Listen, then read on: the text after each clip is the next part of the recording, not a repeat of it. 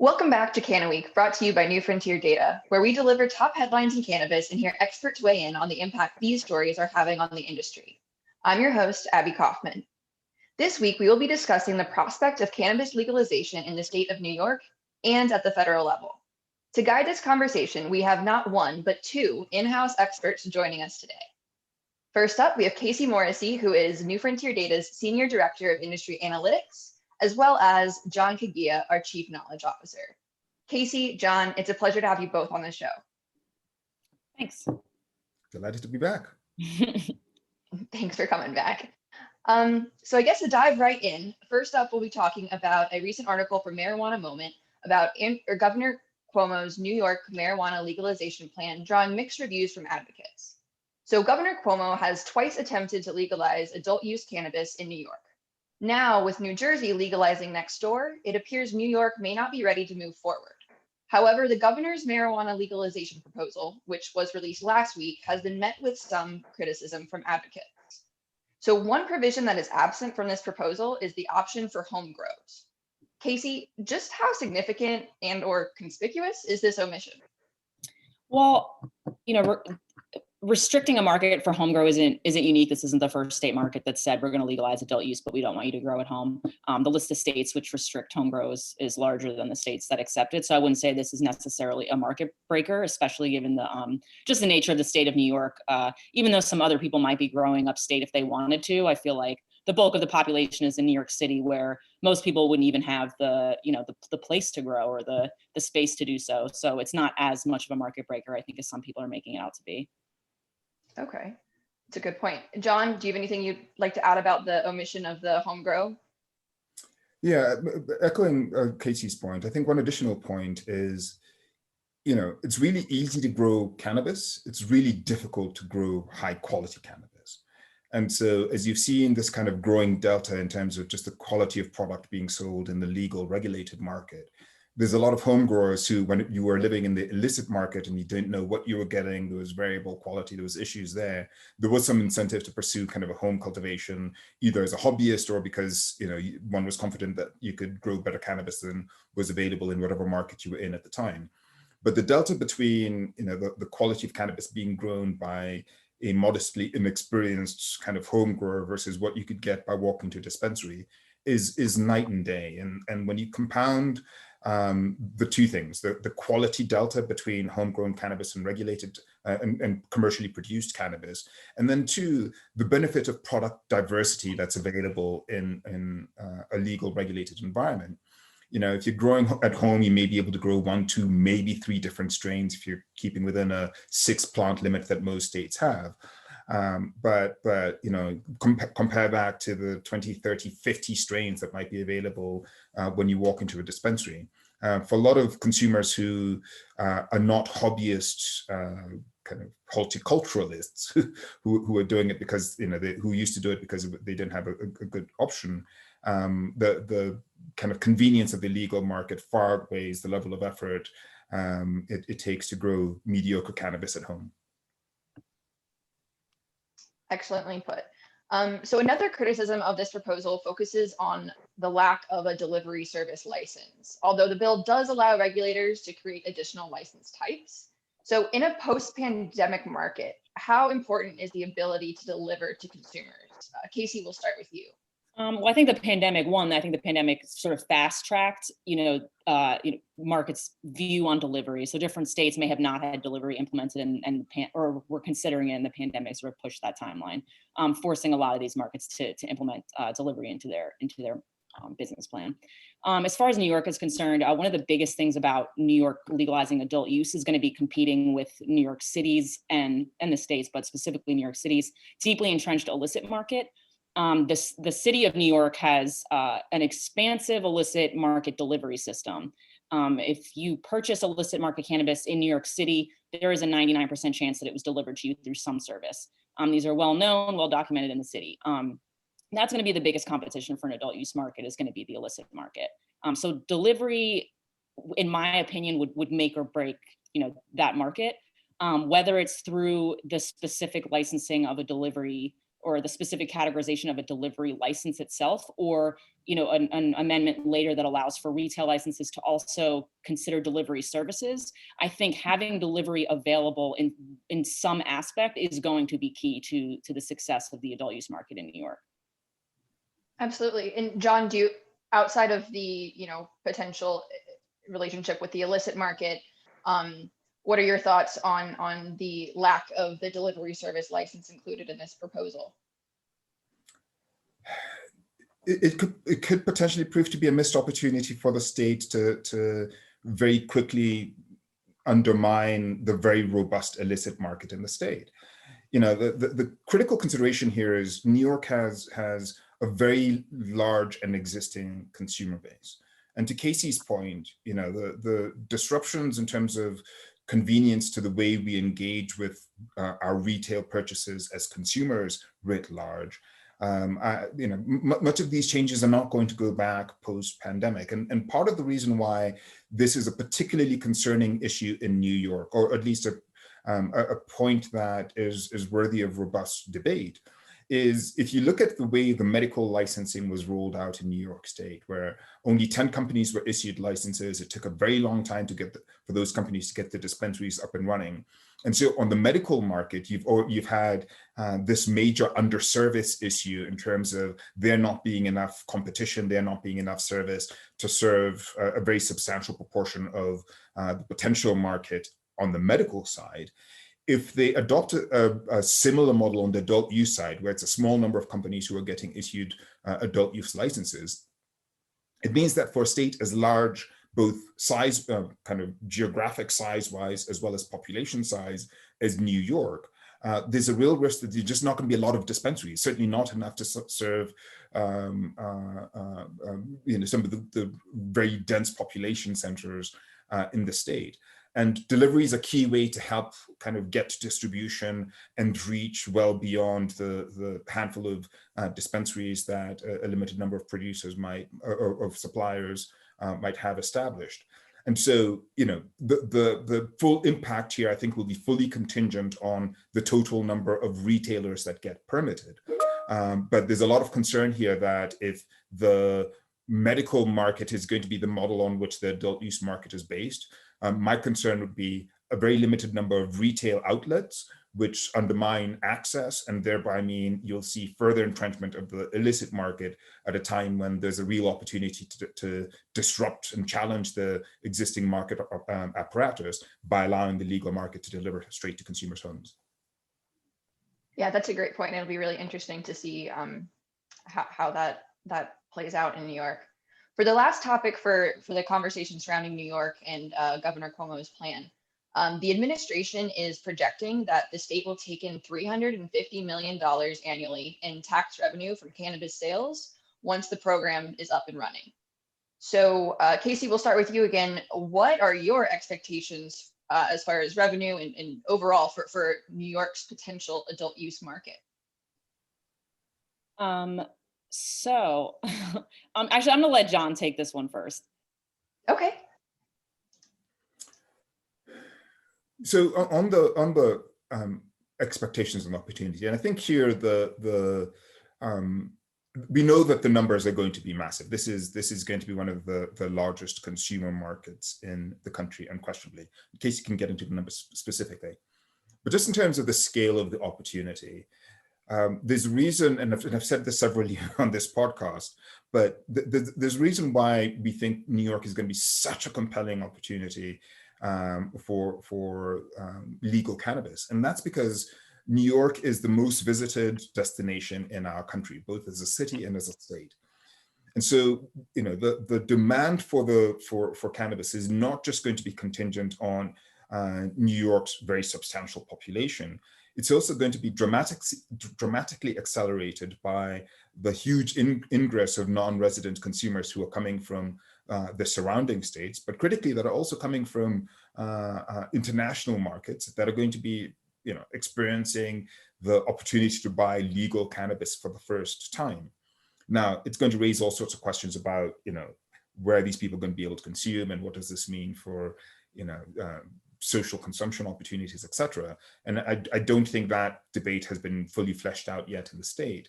But we fully expect that the overall demand in the market is going to, once tourism resumes post-pandemic, and that may take a couple of years, but we fully expect that this is going to end up being a phenomenally consequential opportunity as you start seeing a surge in non-resident demand. To speak to the exact numbers, I didn't have the numbers up in front of me. I didn't know that we were going to be talking about them specifically on this call. So we have New York actually from year 1 through 4 of legal adult use, reaching potential annual sales of 3.6 billion in the adult use market. That's quite the impressive figure. Does that account for like the Canna tourism that John was describing earlier too? Yep. Okay. Yeah. So Abby, to put that number in context, if you're talking about a $3.6 billion market, then at 350 million at a 10% sales tax rate, it's right in line with our estimates for where the market would be a handful of years from now. As always, just the most reliable, unbiased, vetted data, delivering right in your headphones. So to wrap up New York, we'll move on to kind of the national picture here. So for our next article, it was published by MJ Biz Daily. So stating that with Democrats in charge, cannabis advocates are upbeat about US reforms, but legalization uncertain. So while there is much to be said about individual state markets like New York, many in the cannabis industry are expressing optimism about the prospects for federal action. While it is true that the new administration is likely to be more cannabis friendly, there is uncertainty regarding how far policy changes may go. So 2 bills have been introduced by Representative Greg Steube in 2021 so far. One would move cannabis from Schedule 1 to Schedule 3, and then the other bill would allow veterans to obtain cannabis without risking federal benefits. So Kacey, just how impactful would these 2 bills be if they were to become law on a national scale? So the first one, talking about scheduling cannabis, I think is major. You know, how cannabis is rescheduled or how cannabis is decriminalized, or specifically the mechanisms by which they do that, are going to have, you know, wide-reaching implications.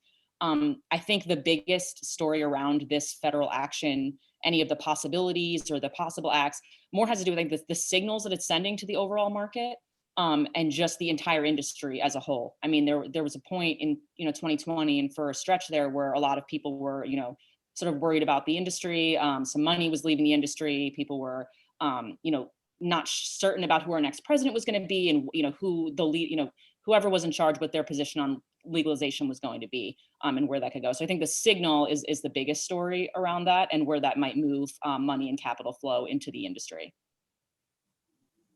That sounds like something one of our past podcast guests would definitely agree with. And so, John, anything that you would like to add about those 2 bills or the potential impact that they would have? Yeah, so maybe I'll take the first one first, which is this idea of moving cannabis from a Schedule 1 to a Schedule 3.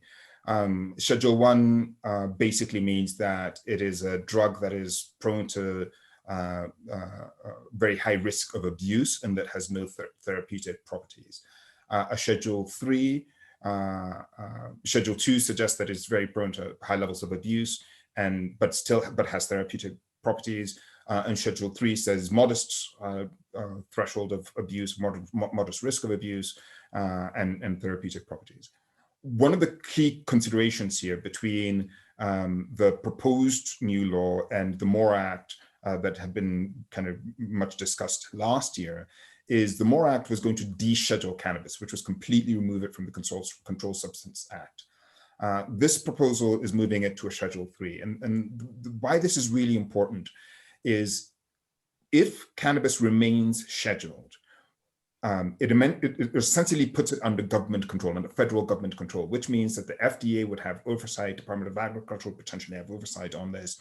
It would allow for much greater regulatory oversight over the industry that has largely now, to date, been done at the state level, compared to descheduling, which would have largely put the regulatory oversight at the state level. The upside of this is, if it is scheduled under federal law, I suppose would be that it allows for some uniformity in the creation of federal standard, right now the patchwork nation model makes it really difficult makes it really complex to expand into new markets because each state has its own regulatory guidance. The downside is once you get the federal government involved, you're now adding an additional layer of governance and oversight over and on top of the regulations that are currently already in place at the state level, and in many markets are very stringent. So while it is a positive development that we are starting to see reform, as many of our legal guests, our lawyer guests have said, the devil is always in the details, pardon the expression. And in this case, the rescheduling may come with some very, very unexpected implications that could have real consequence for how particularly smaller operators who may not have a lot of capital to invest in ensuring that they're regulatorily or legally compliant, tracking all of these changes. This could be hugely disruptive for the industry. Absolutely. Just quickly on the second point about finally granting veterans access to cannabis. Yeah. Given the convergence of crises that our veteran and warfighter community are facing, coming out of wars in the Middle East, we have seen some of the most acute levels of veteran mental health disorders that we have seen following any modern war. And it's led to a lot of both opioid and other substance abuse. It's led to very acute levels of depression and other forms of medical distress. And we are seeing record levels of suicide amongst our troops, both current warfighters and our veterans. There's been long-standing debate about the opportunity that medical cannabis could present in this broader portfolio of therapeutic options for our veteran community. And I think this is going to be a major milestone in both providing something that science has affirmed can offer a lot of help, particularly as a complement or substitute to opioid therapy, which has led to so much downstream negative impacts. And I think it also plays a critical role in the normalization of cannabis in our society. Generally the military tends to be the last bastion of major social changes. I mean, if you think back to things like the integration of LGBTQ service members into our defense apparatus, coming from the crazy area of don't ask, don't tell, to the recently signed legislation allowing transgender troops to serve to serve. The inclusion of the allowance of medical cannabis amongst both current and former service members, I think is going to be a major milestone in the normalization of cannabis in our society. And I think it's going to be a major signal to the rest of the world as we look for more efficient ways in which we can serve those who have sacrificed so much for their countries. Absolutely, yeah. Thank you for touching on that bill as well. But to loop back to the scheduling conversation, or kind of related, Vice President Harris was the prime sponsor of the MORE Act, which would remove cannabis from the Controlled Substance Act. So do you believe that now that it is a Democrat-controlled Senate, that this bill has a better chance of passing, as opposed to like rescheduling, if it was just removed completely? Kacey? I mean, I'd hope so, but still TBD. Yeah, John, do you think it's more likely, or do you think it'll likely take more of the that rescheduling approach as opposed to passing the MORE bill? I agree with Kacey. It's hard to tell. We've seen a couple of positive signals that the Democratic leadership is willing to move aggressively on this. Just last week, Senator Schumer made a very assertive statement about this being the time to finally address the status of cannabis at the national level. But let's not lose sight of the reality that there are some really kind of massive national agenda issues that this Congress is going to need to address this year, ranging from completing the impeachment process to getting through the COVID stimulus relief.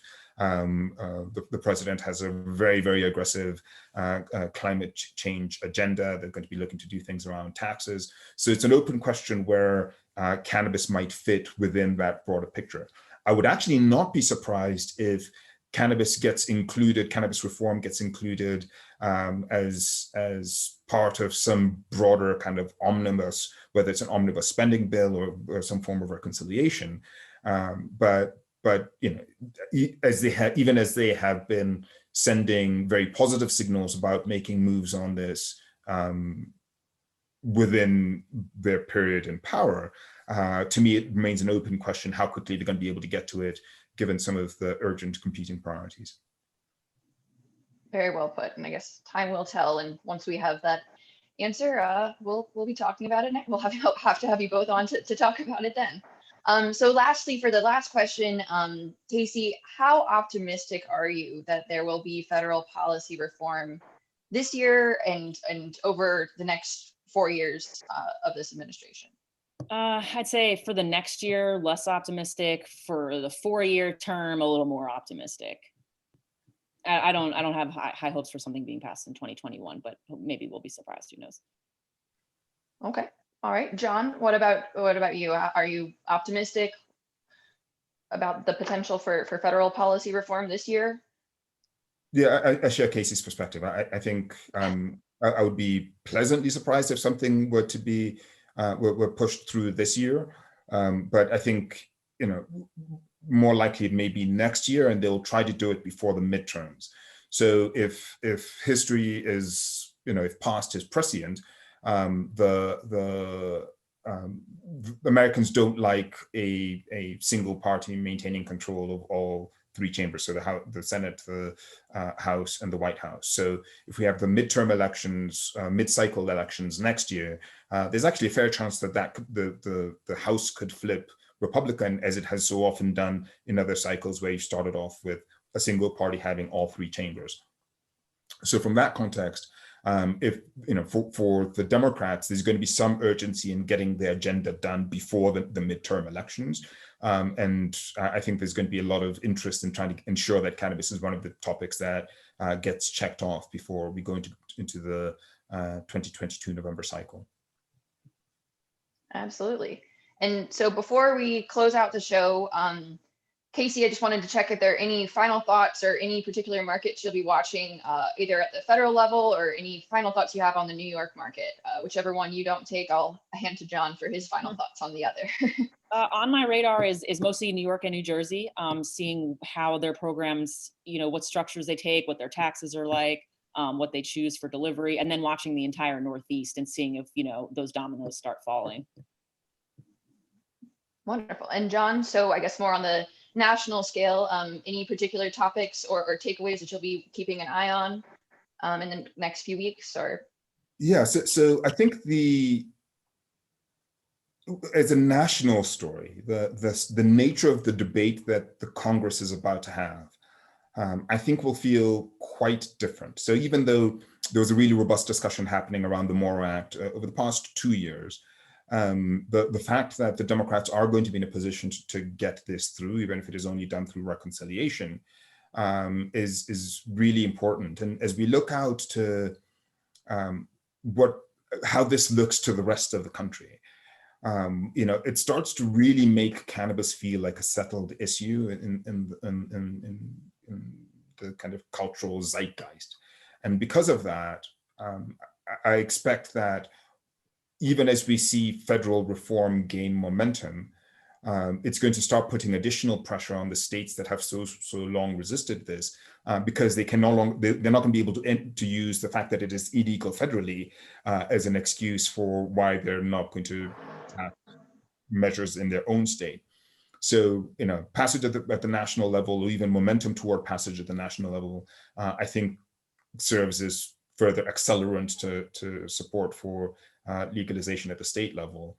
And so it's whether it is New York and New Jersey setting off the snowball effect on the eastern states, on the East Coast, as Kacey had said, or legalization at the national level, reform at the national level, setting off a kind of a domino effect in some of the particularly more conservative states in the country. I think we are kind of staring down a tide of shifting national attitudes toward this, and it should make for a really, really interesting next 4 years. Absolutely, and we'll be looking forward to discussing it with you all. Thank you so much, John and Kacey, for joining us, and thank you for listening to CannaWeek this week. If you like what you heard, don't forget to like and subscribe to the podcast. For additional insights into the future of cannabis in America in 2021 and beyond, be sure to access your complimentary copy of our latest analyst report by visiting www.newfrontierdata.com/US 2021. That's newfrontierdata.com/US 2021. I'm your host, Abby Kaufman, and I look forward to seeing you next week.